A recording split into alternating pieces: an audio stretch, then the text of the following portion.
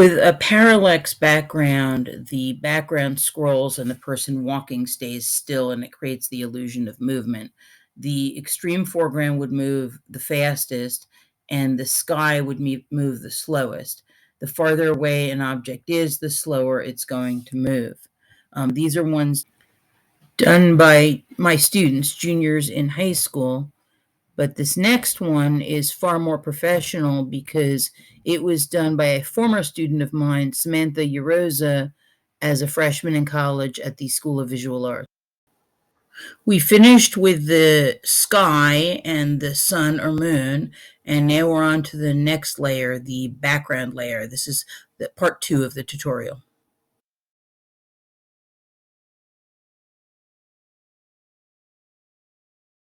So I'm going to go to the background layer, and I'm going to go over to Google Drive right now, and I've got this folder called Sky, and I'm going to instead go to a folder called, it's in my drive, called Atmospheric Perspective. Atmospheric Perspective. Okay, so in this folder I have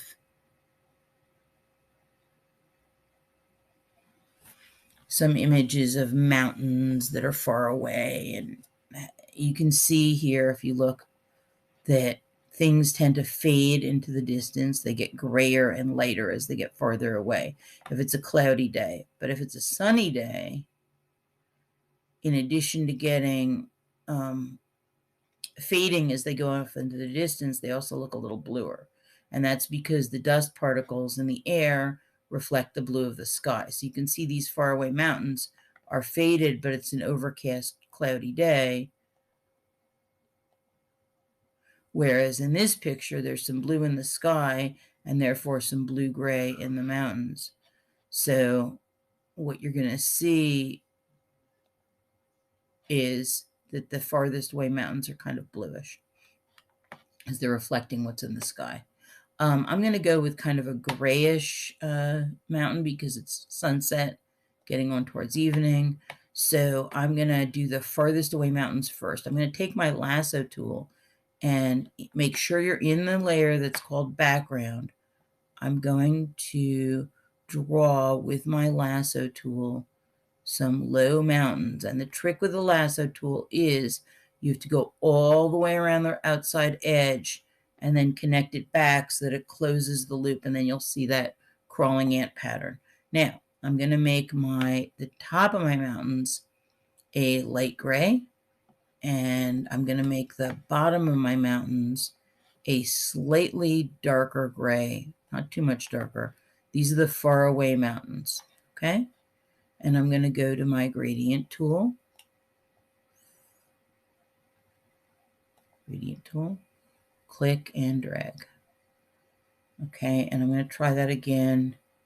Oh, I don't want this type of gradient. I want this type. Oh, sorry, let me try that again.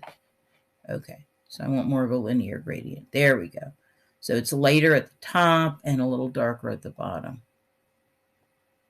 So get it until you keep playing with it till you get it exactly the way you want. Okay, I like that. I think, I don't know. All right, so select, deselect, and now I'm going to go to middle ground. Now these mountains are going to, the first range of mountains is to kind of peek through these mountains, so I got to keep that in mind. I'm going to go down here, up here. I still want my sun to show.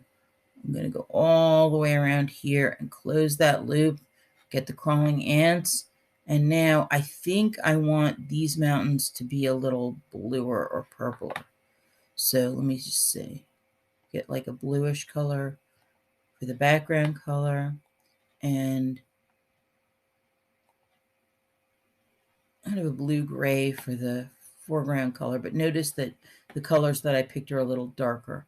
So now I'm going to go back to my gradient.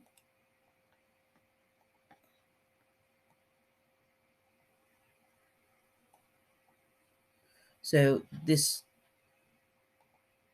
intuitively it might not seem right, but if you go over to here and you look at some of these images, you're going to see that you get these blues in the mountains. So I'm going to try that.